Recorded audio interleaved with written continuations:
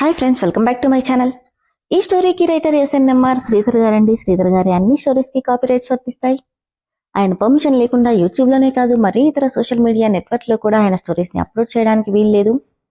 దయచేసి అలా చేయకండి ఫ్రెండ్స్. అలా చేస్తే లీగల్ గా చాలా ప్రాబ్లమ్స్ ఫేస్ చేయాల్సి వస్తుంది. అలానే ఈ స్టోరీస్ చదువుతున్న వాళ్ళైనా వింటున్న వాళ్ళైనా మీరు మరే ఛానల్లోనైనా శ్రీధర్ గారి స్టోరీస్ ని చూసినట్లయితే వెంటనే నాకు కామెంట్ బాక్స్ లో మెసేజ్ చేయండి. ఇక లేట్ చేయకుండా వీడియోలోకి వెళ్ళిపోదాం ఫ్రెండ్స్. ఎస్ఎన్ఎంఆర్ శ్రీధర్ గారు రాసినటువంటి ఈ రాధాకృష్ణార్పణం 156వ భాగం. తనకేమాత్రం ఇష్టం లేకపోయినా రమగారు బలవంత పెట్టడంతో వాళ్ళందరితో పాటు 2 రోజులు మైసూర్కి బయలుదేరాడు సంజయ్. సంజయ్, సరయు, సవిత ముగ్గురు ఒక కారులో బయలుదేరితే మిగిలిన ముగ్గురు మరో కారులో బయలుదేరారు. సరయు, సవిత ఎంత మాట్లాడుతున్నా సైలెంట్ గానే డ్రైవ్ చేస్తున్న సంజయ్ని చూసి ప్రశాంతంగా వెనుక సీట్లో సవిత నిద్రపోతే తాను నిద్రపోవడం చూసి సంజయ్ చేతిని గట్టిగా పట్టుకుని అతని భుజం మీద తలవాల్చింది సరయు. డ్రైవింగ్ కష్టంగా ఉంది సరు, ప్లీజ్ అంటూ ఆమెను నెమ్మదిగా పక్కకి జరిపాడు. కనీసం నా గాలి కూడా నీకు నచ్చట్లేదా సంజు అని బాధగా అడిగింది. నా ఊపిరే నాకు నచ్చట్లేదు సరు. నువ్వేమనుకోకపోతే ఒక ప్రశ్న అడగనా? అడుగు. రాధికతో నువ్వు కలిసింది కేవలం 5 నెలలు. ఈ 5 నెలల్లో అంతలా అమ్మాయితో ఏం నచ్చి తన కోసం ఇంతలా తప్పిస్తున్నావు? మనిద్దరం 10 ఏళ్లుగా కలిసినా 3 ఏళ్లుగా ప్రేమించుకుంటున్నాం. నా సంతోషం ఏమైనా ఉంది అంటే అది నీతోనే. అలాంటప్పుడు 10 ఏళ్ల నా ప్రేమ ముందు 4 నెలల తన ప్రేమలో నువ్వేం చూసావు సంజావ్ అని అడిగింది. చిరునవ్వే అతడి సమాధానం కాగా, చెప్పు, ఎందుకు తన కోసం ఇంతలా తప్పిస్తున్నావు? ఎందుకంటే నేనెలా ఉంటానో ఎలాంటి వాడినో కూడా తెలియకుండా కేవలం నన్ను నమ్ముకుని వచ్చింది. నేనేం చేసినా నవ్వుతూ భరించింది. తనతో కలిసి ఉంది 4 నెలలే అయినా ఆ 4 నెలల్లో నన్ను అమ్మలా చూసుకుంది. బాలేకపోతే నాన్నలా లాలించింది. తనకి నేనే ప్రపంచం, నేను తప్ప ఇంకేం తెలీదు. ఈ 4 నెలలు నేను తప్ప మరో లోకమే తెలియకుండా బతికింది. అందుకే తన కోసం ఇంత బాధపడుతున్నానన్నాడు. ఒక రకంగా నేను చేసింది నమ్మక ద్రోహం సరు. పెళ్లి చేసుకుని మర్చిపోయి తప్పు చేశాను. తిరిగొచ్చాక ఆ విషయం ఎవరికీ చెప్పకుండా తప్పు చేశాను. తను చెప్పిన 6 నెలల ఛాలెంజ్కి ఒప్పుకొని తప్పు చేశాను. ఈ 6 నెలలు కనీసం పూర్తి కానివ్వకుండా అడ్డుపడి కూడా నేనే తప్పు చేశాను. అందుకే ఇప్పుడింత నరకం అనుభవిస్తున్నాను అంటూనే కార్ స్పీడ్ పెంచాడు. తను వెళ్ళిపోయిన దానికి నువ్వు కారణం కాదు సంజు. తనేమీ ఒంటరిగా ఉండదు. ఖచ్చితంగా ఎవరినైనా. షడప్ సరు అంటూనే సడన్ బ్రేక్తో కారు ఆపాడు సంజయ్. భయంగా అతడి వైపు చూసింది. తను రాధిక. ఆ రాధిక ఎలా ఉందో నాకు తెలియదు, కానీ ఈ రాధిక మాత్రం నన్ను కాదని మరొకరిని జీవితంలోకి రానివ్వదు. కనీసం మరొకరి పేరు కూడా తలుచుకోదు. అని నువ్వెలా చెప్తావు సంజు? కాలం ఎవరినైనా మారుస్తుంది. ఎవరినైనా మారుస్తుందేమో, రాధికని మార్చలేదంటూనే తిరిగి కారు స్టార్ట్ చేశాడు. తను తిరిగి రాదని నా మనసు చెప్తుంది సంజు అని సరయు అంటే, ఖచ్చితంగా వచ్చేలా చేసుకుంటానని నేను చెప్తున్నాను అన్నాడు సంజయ్. కానీ ఇలా ఎన్ని రోజులు? మరి నన్నేం చేయమంటావు? నీ ప్రశ్నకి సమాధానం ఎప్పుడో చెప్పేశాను అనగానే కంటి నిండా నీళ్లతో చూసింది. తన వైపు కూడా చూడకుండా డ్రైవింగ్ మీద దృష్టి పెట్టాడు సంజయ్. ఇంకేం మాట్లాడలేక బాధగా సీట్లో వెనక్కి వాలిన సరు కళ్లలో నుండి కారుతున్న కన్నీళ్లు సంజయ్ భుజం మీద పడుతున్నా అతనిలో అలిగిడి లేదు. ఉదయాన్నే బయలుదేరడం వల్ల 4 గంటల్లో మైసూర్కి రీచ్ అయిపోయారు. ముందే బుక్ చేసుకున్న రూమ్స్లో కాసేపు రెస్ట్ తీసుకుని ఆఫ్టర్నూన్ లంచ్ చేసి ఈవినింగ్ తీరిగ్గా సైట్ సీయింగ్కి బయలుదేరారు. మైసూర్ ప్యాలెస్ వడియార్ రాజవంశీయుల నిర్మించిన అద్భుత కట్టడం. కర్ణాటక నుండి కాకుండా దేశవ్యాప్తంగా అక్కడికొచ్చే టూరిస్టుల సంఖ్య ఎక్కువ.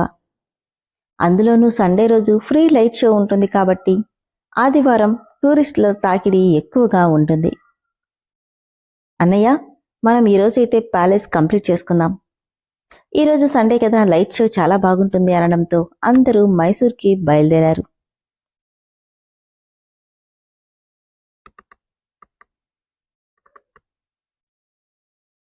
చూసే కొద్దీ చూడాలనిపించే ప్యాలెస్.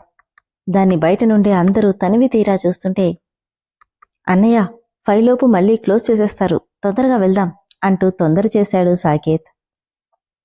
మీరెళ్ళండి, నేనిక్కడే ఉంటాను. అదేంటన్నయ్యా, నేను ట్రిప్కు వచ్చింది నీకోసం. నువ్వు రానంటే ఎలా? అవును కృష్ణ, నువ్వందరితో కలుస్తావనే కదా నిన్ను బలవంతంగా ఇక్కడికి తీసుకొచ్చింది.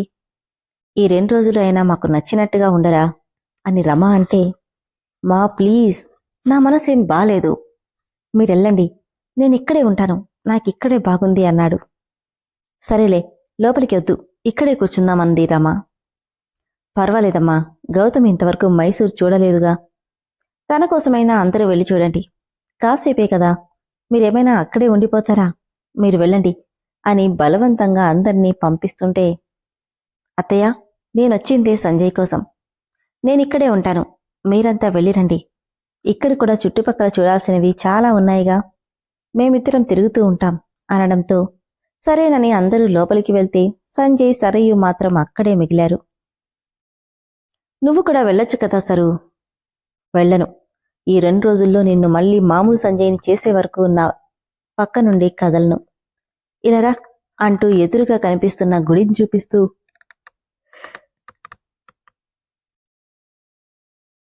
అతన్ని సైడ్ హ్యాండ్ నుండి హగ్ చేసుకుని, ఈ టెంపుల్ నీకు గుర్తుందా సంజయ్? మనం ఫస్ట్ టైం మైసూర్ వచ్చినప్పుడు ఈ గుడి దగ్గర నిలబడి ఒక ప్రామిస్ చేసుకున్నాం, పెళ్ళయ్యాక మళ్ళీ ఫస్ట్ ఇక్కడికే రావాలి అని. నీకు గుర్తుందా? కాని మన పెళ్లి కాకుండానే మళ్ళీ ఇక్కడికొచ్చాం అని సరయు అంటే, అందుకే ఏం జరగబోతుందో తెలియనప్పుడు అనవసరమైన ప్రామిస్లు చేసుకోకూడదు అన్నాడు సంజయ్. జరగబోయేదని తెలిసినప్పుడు చేసుకోవడంలో తప్పులేదుగా సంజయ్. ప్రామిస్ అనేది ఎదుటి మనిషి మీద వాళ్లకున్న నమ్మకాన్ని తెలుపుతుంది. ఇప్పటికైనా మించిపోయింది లేదు. ఇదే గుళ్ళో చుట్టూ ఎవరూ లేకున్నా నా మెళ్ళో 3 ముళ్ళు వేస్తే చాలు, ఇక్కడ చేసుకున్న ప్రామిస్ మనం తీర్చుకున్నట్టే. Sir please. గుడి లోపలికి తీసుకెళ్లి అక్కడ కనిపిస్తున్న చిన్న మండపం పైకెక్కి చేతులని ఆకాశానికి చాపి కిందకి పడబోతుంటే, పడతావు జాగ్రత్త అంటూ తను పడకుండా సంజయ్ పట్టుకున్నాడు. పూర్తిగా అతని మీద బెండైనట్టే నిలబడింది సరయు. నేను పడిపోను సంజు. నమ్మకం, నువ్వు పట్టుకుంటావని. నా నమ్మకం ఎప్పుడూ అబద్ధం కాదు. ఆ రోజు కూడా ఇలానే పడిపోతుంటే పట్టుకున్నావు. అప్పుడు నువ్వొక మాటన్నావు గుర్తుందా?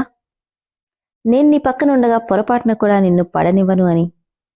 ఆ నమ్మకాన్ని ఈరోజు కూడా నిలబెట్టుకున్నావు అంటుంటే అసహనంగా ఆమెని స్ట్రెయిట్గా నిలబెట్టి పక్కకి వెళ్ళిపోయి ఎక్కడో దూరంగా కనిపిస్తున్న గోపురాన్ని చూస్తూ నిలబడ్డాడు సంజయ్. నువ్వా రోజు ఆ మాట అన్నావు సంజు, కాని ఆ మాట మీద మాత్రం నిలబడట్లేదు. ఇచ్చిన మాటనే తప్పుతావా అని బాధగా అడిగింది సరయు. ఆమె వైపు ఒకసారి చూసి విరక్తిగా నవ్వి, 13 ఏళ్ల క్రితం చేసుకున్న పెళ్లినే మర్చిపోయినవాణ్ణి. ఇక 2 ఏళ్ల క్రితం ఇచ్చిన మాట నాకు గుర్తుంటుందా సరు? నువ్వెప్పుడూ అలా మర్చిపోవు సంజు. మాట గుర్తుంది కాబట్టే ఆ పిల్ల గురించి బాధపడుతున్నావు అని పళ్ళు బిగబట్టి కోపంగా చెప్పింది. అలాంటప్పుడు నీకిచ్చిన మాట కూడా మర్చిపోను. నేను నీ పక్కన ఉండగా నిన్ను ఎప్పటికీ పడనివ్వను. నేనెప్పుడూ నీ పక్కనే ఉంటాను. నీకా రోజు చెప్పిన మాటే ఇప్పుడూ చెప్తున్నాను అన్నాడు. ఆ మాటకి కన్నీళ్లతో చూస్తుంది తప్ప ఏమీ మాట్లాడలేకపోయింది సరయు. వెళ్ళి దర్శనం చేసుకునిరా, నేను బయటే ఉంటానని తన కోసం చూడకుండా బయటికెళ్ళిపోయాడు సంజయ్. ఎదురుగా కనిపిస్తున్న వెంకటేశ్వరుణ్ణి, స్వామి, సంజయ్ మనసు మార్చి వీలైనంత తొందరగా మా పెళ్లి జరిగేలా చూడు అని మనస్ఫూర్తిగా ప్రార్థించి అతని వెనకే పరుగుపెట్టింది సరయు. నేను రూమ్కి వెళ్ళిపోతాను సరు, నాకిదంతా నచ్చట్లేదు అని అసహనంగా అన్నాడు సంజయ్. ఏంటలా అంటావు? నువ్వు వెళ్ళిపోయావని తెలిస్తే వాళ్ళంతా బాధపడతారు. నాతో మాట్లాడుతుంటే నీకు ఎలాంటి బోర్ ఫీల్ ఉండదు. నువ్వేమో అనవసరమైన వాటి గురించి ఎక్కువ ఆలోచిస్తున్నావంది. సీరియస్గా సరు అని పిలిస్తే ఎందుకొంత కోపం? నిజమేగా చెప్పింది.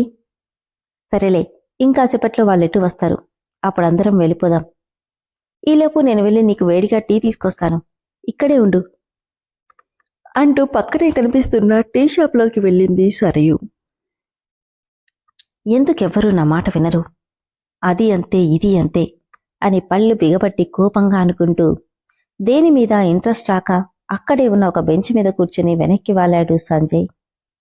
కాసేపటికి చుట్టూ ఉన్న వేల మంది జనాలు, గలగలమంటూ వినిపిస్తున్న మాటలు, బిలబిలమంటూ పరుగులు పెడుతున్న చిన్నపిల్లల అల్లర్లు మూకుమ్మడిగా వినిపిస్తూ అసలే డిస్టర్బ్గా ఉన్న మైండ్ని ఇంకాస్త డిస్టర్బ్గా మారుస్తుంటే ఆ గందరగోళంలో నుండి ఎక్కడో దూరంగా అతని చెవులకి ఎవరివో అందెల చప్పుడు లయబద్ధంగా వినిపిస్తుంది.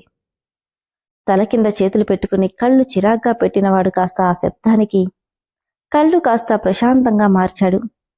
అంత శబ్దంలోనూ క్లియర్గా అందెల చప్పుడు వింటున్న సంజయ్కి దాదాపు సంవత్సరం క్రితం మొట్టమొదటిసారి రాధిక వాళ్ళింటికొచ్చినప్పుడు చీకట్లో వినిపించిన అదే చప్పుడు గుర్తొచ్చింది. ఇంతలో, ఏయ్, ఎక్కడికెళ్తావు?